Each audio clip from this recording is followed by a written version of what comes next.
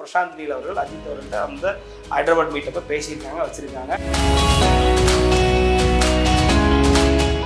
என்டிஆர் படத்துல வில்லனா நடிக்க அஜித் ஒத்துக்கிட்டாரா இல்லையான்றத இங்க கேள்வி. ஸோ அஜித் வந்து அப்போ விடாமுயற்சி இருக்கு, நான் பண்றேன், கொஞ்சம் வெயிட் பண்ணுங்க அப்படின்னு சொல்லி ஏப்ரல்ல ஆகஸ்ட்ல ஏன் தள்ளி போச்சுன்ற கதை தான் இதுக்குள்ள அஜித்குமாரை வர வைக்கிறதுக்கான ஒரு ரீசனே. ஏகே அவர்கள் வந்துட்டு இப்போ பிரசாந்த் நீல் அவர்களோட ஒரு படம் பண்ண போறாரா அப்படிங்கிற மாதிரி ஒரு டாக் போயிட்டு இருக்கு சோஷியல் மீடியால. ஸோ மேபி ஒரு இண்டிபெண்டா ஒரு படம் பண்ணுவாரா, இல்ல KGF 3ல கூட அவர் வரதுக்கான வாய்ப்பு இருக்கா அப்படிங்கிற மாதிரி ஒரு டாக் போயிட்டு இருக்கு. ஸோ அதை பத்தி உங்க கருத்து என்ன? அதாவது மேம் இந்த யூனிவர்ஸ்குள்ள இப்போ போகணும். ஏன்னா யூனிவர்ஸே பார்த்தீங்க அப்படின்னா அதை செதைச்சு வச்சுட்டாங்க. யூனிவர்ஸ் நம்ம போய் நம்ம ஏதாவது உருவாக்கி அதுக்கப்புறம் அதை லிங்க் பண்ற அப்படின்னு சொல்லி எதையோ காமெடியா அதை லிங்க் பண்ணி விட்டு, இல்ல ஒரு சென்ஸே இல்லாமல் அதை லிங்க் பண்ணி விடுறதெல்லாம் வேணும்னு நம்மளே ஃபோர்ஸ் பண்ணிக்கிறதெல்லாம் வந்து தேவையில்லாத விஷயம் வைங்களேன்.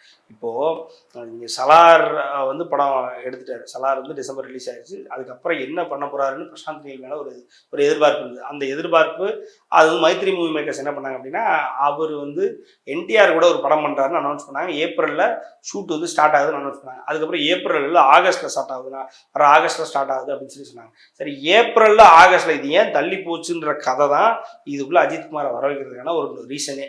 ஸோ அஜித்குமார் எங்கேருந்து வர்றாரு அப்படின்னா, அஜித்குமார் மைத்ரி மூவி மேக்கர்ஸ் கூட ஒரு படம் சைன் பண்றாரு. இன்னும் பார்த்தீங்கன்னா குட் பேட் அக்லி அந்த படத்தினுடைய அனௌன்ஸ்மெண்ட் வந்துருச்சு. ஏறக்குறைய ஃபர்ஸ்ட் செகண்ட் எல்லாம் வந்துருச்சு. ஸோ மைத்ரி மூவி மேக்கர்ஸ் என்ன சஜஸ்ட் பண்றாங்கன்னா, நீங்க இந்த படம் அதாவது என்டிஆர் படத்துல ஆன்டகனிஸ்டா வில்லனா நீ அஜித்தை கேட்டு பாருங்க அப்படின்னு சஜஸ்ட் பண்றாங்க. இது மைத்ரி மூவி மேக்கர்ஸ் வந்து நீலுக்கு சஜஸ்ட் பண்ணி ஏப்ரல் மாசமே இந்த டிஸ்கஷன் நடக்குது.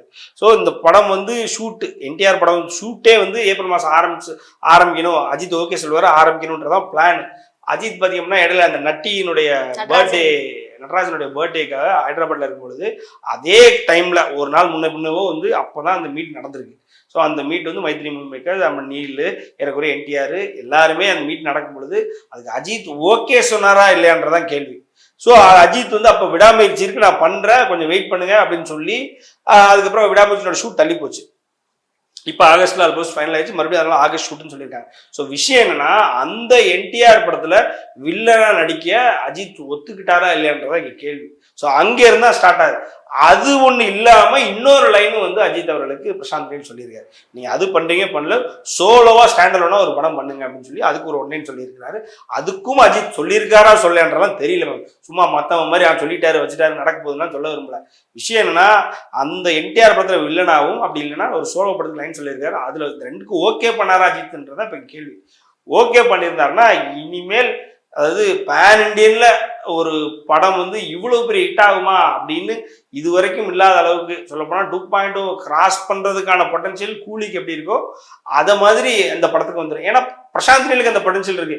2 படம் ப்ரூவ் பண்ணிட்டாரு. ஸோ ஆட்டோமேட்டிக்கா அடுத்த படங்களும் ப்ரூவ் பண்றதுக்கு ஒரு பெரிய விஷயமே இல்லை, ஈஸியா ப்ரூவ் பண்ணிடுவார். அண்ட் அஜித் அப்படிங்கும் பொழுது இங்கேயும் அஜித் ஃபேன்ஸ் பத்தி தெரியும். ஆட்டோமேட்டிக்கா இந்தியன் லெவல்ல இன்னும் பேன் வேர்ல்டு லெவல்ல ட்ரெண்ட் பண்றதுக்கு ஆன்லைனா அவங்கள விட பெர்ஃபெக்டா யூஸ் பண்ற ஆளுகளே கிடையாது. ஸோ அவங்க வந்து ஈஸியா ட்ரெண்ட் பண்ணி விட்டுருவாங்க. ஸோ ட்ரெண்ட் பண்ணும்பொழுது படம் உட்காந்துன்னா கிளிக் ஆனிச்சுன்னா சூப்பரா போயிருமே. இப்போ அவர் ஓகே சொல்லியிருக்காரா இந்த 2 படத்துக்கும் அப்படின்றதான் கேள்வி. இன்னொன்று KGF 3 இதை லிங்க் பண்ணுவாரா அப்படின்றதெல்லாம் வந்து சும்மா ஒரு அனுமானம் தான். அவர் இப்போ சலாரே வந்து KGFல ஒரு பாட்டு தான் நாங்கள் சலாரும் KGF லிங்க் ஆக போதா, இவரு பார்த்தா இது வேற இன்னொரு வேர்ல்டுக்குள்ள கொண்டு போறாரு.